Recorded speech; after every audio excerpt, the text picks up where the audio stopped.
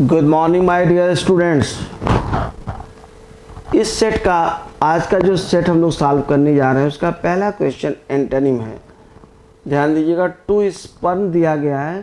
To spurn का मतलब तो ठुकराना या तिरस्कार करना। तो जो इसका एंटोनिम होगा, अगर ठुकराना या तिरस्कार करना तो फिर एक्सेप्ट करना हो जाएगा, टू एक्सेप्ट। तो ये ए हो गया। क्वेश्चन नंबर 2 में आप आए और देखें, I am off to go to the games. गौर करिएगा, I am off to go to the games दिया गया है। तो ये बताइए हमको आप लोग सीधा सीधा सा कि इसमें जो क्वेश्चन दिया गया है वह क्या है। आई एम ऑफ, मैं ऑफ हूँ। अगर मान लीजिए हम ये बात करें तो यहाँ पे जो सेंटेंस दिया गया, वेयर आर यू गोइंग, आप कहाँ जा रहे हैं। तो इसमें आप देखिएगा, he said that he was off to the games and wanted to know. यहाँ पे देखिएगा वेयर आई वाज गोइंग। तो अगर हम देखें he said he is going और बनेगा ही नहीं। पहले में आप देखिए ही वुड बी ऑफ होगा नहीं, ए कट गया। नंबर 2 में आप देखेंगे दैट, वहाँ पे नंबर ए और बी ये दोनों जगह और सी, अगर हम थोड़ा सा ध्यान दें, कुछ नहीं करना है, ए बी सी देखते ही हम लोग समझ लेंगे क्योंकि यहाँ पे कंजंक्शन कुछ दिया ही नहीं गया। तो ए बी सी है नहीं। अगर हम लोग केवल ट्रिक के साथ इसको बढ़ाएं तो अपने आप आराम से 1 सेकंड में इसको हम समझ सकते हैं। ए बी सी कहीं पर भी नहीं है कंजंक्शन, केवल डी में ही है। डी हमारा सही हो गया। Question number 3, familiarity breeds contempt. इसका मतलब होता है घर की मुर्गी दाल के बराबर। जो बहुत ज़्यादा मित्रता होती, बहुत वो आपस में पहचान होती है, उससे चीज़ें जो है वो बहुत आदमी लोड नहीं लेता है, वही घर की मुर्गी दाल बराबर हो गया। तो इसका मतलब थर्ड में क्या हो गया, close association with someone leads to a loss of respect. मतलब जो रेस्पेक्ट होता है वो कम हो जाता है। क्वेश्चन नंबर 3 का ए हो गया। क्वेश्चन नंबर 4 में आए और देखें, क्वेश्चन नंबर 4 क्या कह रहा है, a symbol that serves as an emblem of a group of people. तो क्वेश्चन नंबर 4 में आप देखेंगे तो पहला क्या हो जाएगा, क्वेश्चन नंबर 4 का इसमें जो आंसर होगा वो टोटेम होगा। टोटेम जो होता है वो प्रतीक चिन्ह होता है। और इसमें देखिएगा फिर क्या क्या, ओबेलिस्क जो होता है स्मारक स्तंभ होता है। और मोस्ट जो होता है, मास्ट, ये क्या है, मास्ट जो होता है खंभा होता है। और मीनारेट जो होता है वो मीनार के लिए किया जाता है, दैट इज कॉल्ड मीनारेट। तो हमारा जो क्वेश्चन नंबर 4 है उसका आंसर डी हो जाएगा। Question number 5, do not put all your eggs in one basket. मतलब एक बार में सब कुछ दांव पर न लगाओ, ये हो गया। तो इसका जो होगा वह क्या हो जाएगा, गौर करेंगे। 5th का, do not put all your eggs in one basket, यानी क्या हो गया, do not risk everything on the success.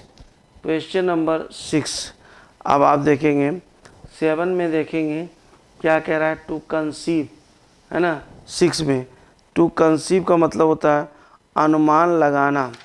गौर करेंगे, अनुमान लगाना हो गया। तो अनुमान लगाने का क्या होगा ये बताइएगा। तो कंसीव का मतलब यहाँ पे ध्यान देंगे, अनुमान लगाना, समझना। तो इसका टू नेगलेक्ट हो जाएगा। इसका एंटोनिम क्या हो गया, टू नेगलेक्ट हो गया। बाकी देखिए, रेकर माने समझना होता है, अनुमान लगाना ये भी होता है। अप्रिहेंड का मतलब समझना होता है और परसीव का मतलब समझना या महसूस करना होता है। अगला जो क्वेश्चन दिया गया है वो देखिएगा, the criminal was released. Criminal को रिलीज़ किया गया। अब ये बताइए, अगर क्रिमिनल को रिलीज़ किया जाएगा तो किस चीज़ पे रिलीज़ किया जाएगा। जाहिर सी बात है फिर वो पैरोल पर छूटेगा। तो इसमें आप देखेंगे ये पैरोल हो जाएगा। क्वेश्चन नंबर 7 में पैरोल हो जाएगा, है ना। तो ये पैरोल किस में दिया गया है, जाहिर सी बात है ए में दिया गया है। तो यहाँ पे आप देखेंगे सेट नंबर इसमें पैरोल में दिया गया है, गौर करेंगे। एक सेकेंड, पैरोल दिया गया है। पैरोल का मतलब वही हो गया जब किसी को जमानत इत्यादि इस तरह छोड़ा जाता है उसे हम पैरोल कहते हैं। गारंटी दायित्व होता है। ग्रांट माने देना होता है। मर्सी माने दया करुणा होता है। अगला क्वेश्चन दिया गया है 9 नंबर में देखेंगे। इस 8 नंबर में, 8 नंबर हमारा कहाँ पे है? We don't need our computers to be infinitely fast. 8 number में आप देखेंगे, 8 नंबर में भी यही चीज़ है। यू यहाँ पे FI है, finitely fast, just a whole lot faster than they are. तो 8 नंबर को अगर हम देखें तो इसका मतलब क्या है कि हाँ, एज ए होल लॉट, ध्यान दीजिएगा, faster than they are today. तो अगर हम 8 नंबर को थोड़ा सा ध्यान दें तो हमारे समझ में ये आएगा, गौर करिएगा। ये क्या कह रहा है? We don't need our computers to be infinitely fast, just a whole lot faster than they are. तो यहाँ पे क्या हो गया? नो इम्प्रूवमेंट हो गया, फास्टर देन हो जाएगा। 10 नंबर में आप देखें, 9 नंबर में आप देखेंगे, 9 नंबर क्या कह रहा है? 9 नंबर जो हमारा कह रहा है वो ये है, गौर करेंगे इस पे। दियर जजमेंट, उनका जो जजमेंट है, दियर जजमेंट कैन बी, हो सकता है, हो सकता है, क्या हो सकता है? लेट अस सी, थोड़ा सा इसको देखेंगे। दियर जजमेंट कैन बी, उनका जजमेंट हो सकता है, क्या हो सकता है?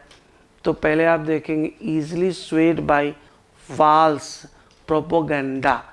अगर हम थोड़ा सा ध्यान दें तो P के बाद पक्का क्यों आना है? As is being done right now a class. तो 9 नंबर में एकदम सीधा सीधा सा है कि D का प्रयोग होगा, PQR आएगा।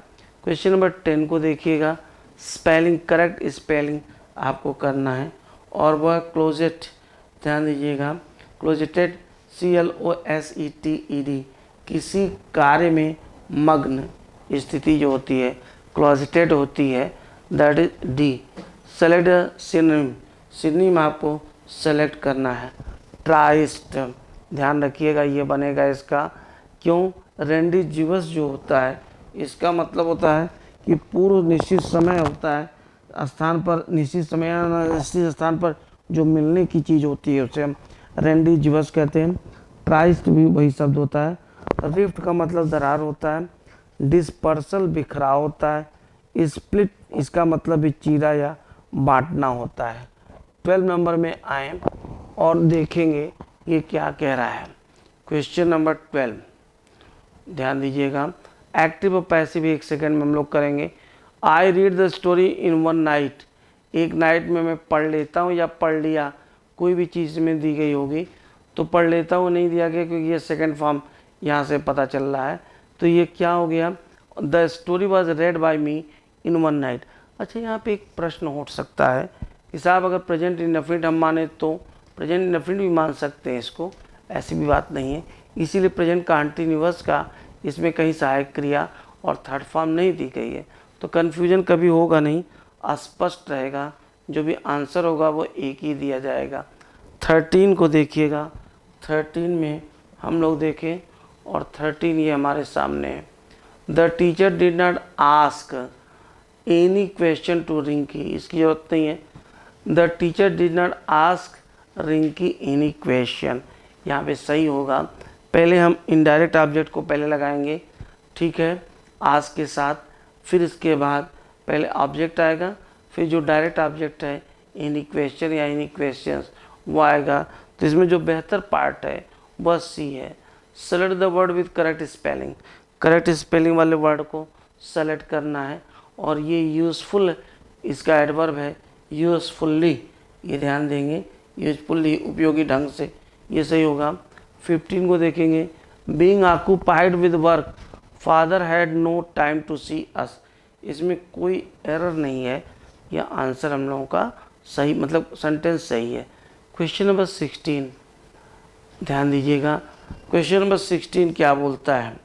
Question number 16, the employee had become, employee हो चुका था, क्या हो चुका था। गौर करेंगे तो यहाँ पे आप देखेंगे to both the managers praise and as well as reprimand, मतलब उसकी प्रशंसा चाहे मैनेजर करे चाहे वो डांटे, उससे वो क्या हो चुका था, एकदम बिल्कुल इम्यून हो चुका था। इंडिफरेंट का मतलब उदासीन, इम्यून मतलब कोई फर्क नहीं पड़ता है, उसे हम इम्यून कहते हैं। तो 16 का जो बेहतर होगा वह डू होगा, मतलब उससे प्रतिरक्षित हो चुका था, उसका कोई मतलब नहीं कि डांटे चाहे जो भी करें। हॉस्टाइल का मतलब होता है वैमनस्यपूर्ण होता है, और इंडिफरेंट माने उदासीन। 17 डिफ्यूज का मतलब क्या होता है, डिफ्यूज का मतलब होता है तनाव इत्यादि कम करना, डिफ्यूज हो जाएगा, ये सब दिया गया है। तो इसका जो बनेगा आंसर हम लोगों का अलिविएट होगा, सिनोनिम अलिविएट होगा, बीम होगा।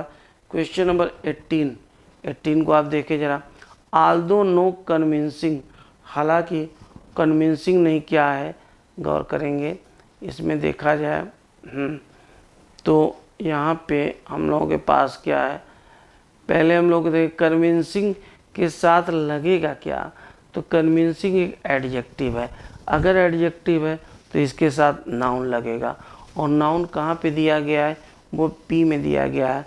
आर में तो आर्टिकल आया है, क्यू में हेल्पिंग वर्ब आई है, वर्ब कह लेते हैं इसको, पी में ही है, तो यानी पी पक्का पहले हम लोगों का आएगा ही आएगा, और वह केवल सी में दिया गया है, हम लोग कॉन्सेप्ट क्लियर हो गया।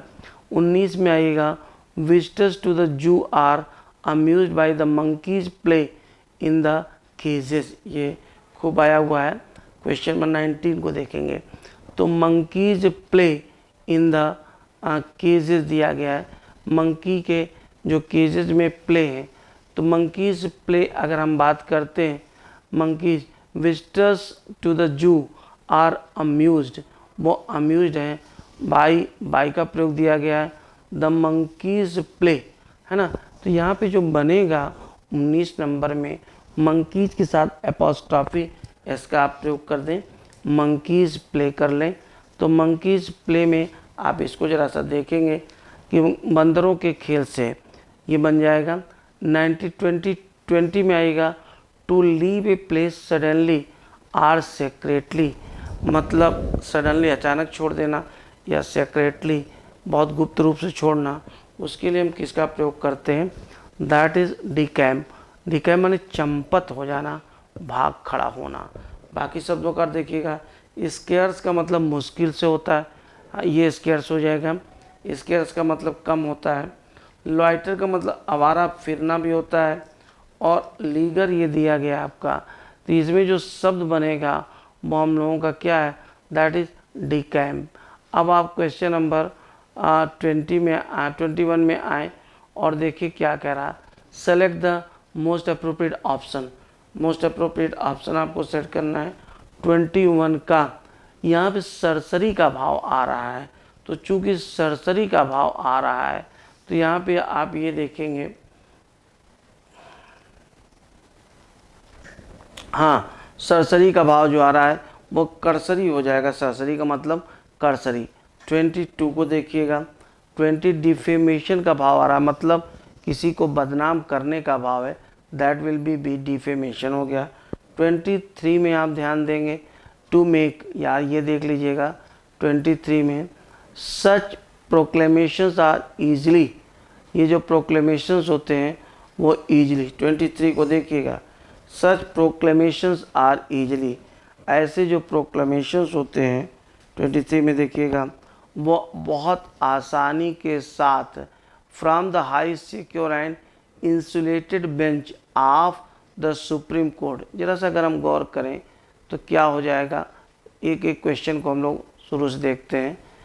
Equally disappointing is the court's, court का equally disappointing one paragraph dismissal, वो क्या है कर्सरी, सरसरी, वन पैराग्राफ डिसमिसल, एक पैराग्राफ का जो dismissal of the claim that criminal, कि क्रिमिनल ने क्या किया, क्रिमिनल, फिर ध्यान दीजिएगा 22 में क्रिएट्स, क्रिमिनल में 22 में हम देखेंगे कि क्रिमिनल के डिफेमेशन, दैट क्रिमिनल डिफेमेशन, जो आपराधिक डिफेमेशन है, creates a chilling effect upon speech, such proclamations are easily, जो ऐसे प्रोक्लेमेशन होते हैं बहुत आसानी के साथ, from the high secure and insulated bench of the Supreme Court. तो इसमें अगर हम लोग थोड़ा सा ध्यान देंगे तो आर ईजी है, वो आसान होते हैं, ईजी मेड नहीं हो सकता है, ईजी टू मेक, मतलब उन्हें आसानी के साथ किया जा सकता है, करने में आसान होते हैं। तो यहाँ पे और बाकी नहीं बनेगा, ईजी टू मेक, मतलब जैसे हम बोलते हैं it is easy to go there, वही चीज़ है। ऐसे proclamations are easy to make from the, ये दिया गया है। क्वेश्चन नंबर 4 में अगर हम आए 24 में आए हम लोग, तो 24 क्या कहता है? 24 में आप देखिएगा फ्राइवोलस की बात हो रही, जो गंभीर नहीं होता है, उसका भाव यहाँ पे निकल के आ रहा है, बी हो जाएगा। और 25 में आप देखिएगा, यहाँ पे क्वेश्चन देख लीजिएगा, in court who have to deal with, जिसे डील करना होता है, तो यहाँ पे हम हु का प्रयोग करेंगे। यहाँ पे देखिएगा, अच्छा, it is journalist and newspapers fighting hundreds of, गौर करेंगे, hundreds of frivolous cases in court, who have to deal with the very real consequences। तो यहाँ पे बोलते हैं it is journalist and newspaper fighting hundreds of, ठीक है, journalist की बात हो रही है, इसलिए यहाँ पे हम लोग किसका प्रयोग करते हैं? हु का प्रयोग करते हैं। इस प्रकार से ये पेपर हम लोगों का क्लियर हो गया। इसको हम लोग ध्यान से समझेंगे। कुछ क्वेश्चन कहीं कहीं पे आपको अगर कंफ्यूज करते हैं तो उसे ज़रूर नोट कर लीजिएगा, मुझसे डिस्कस कर लीजिएगा। Thank you very much.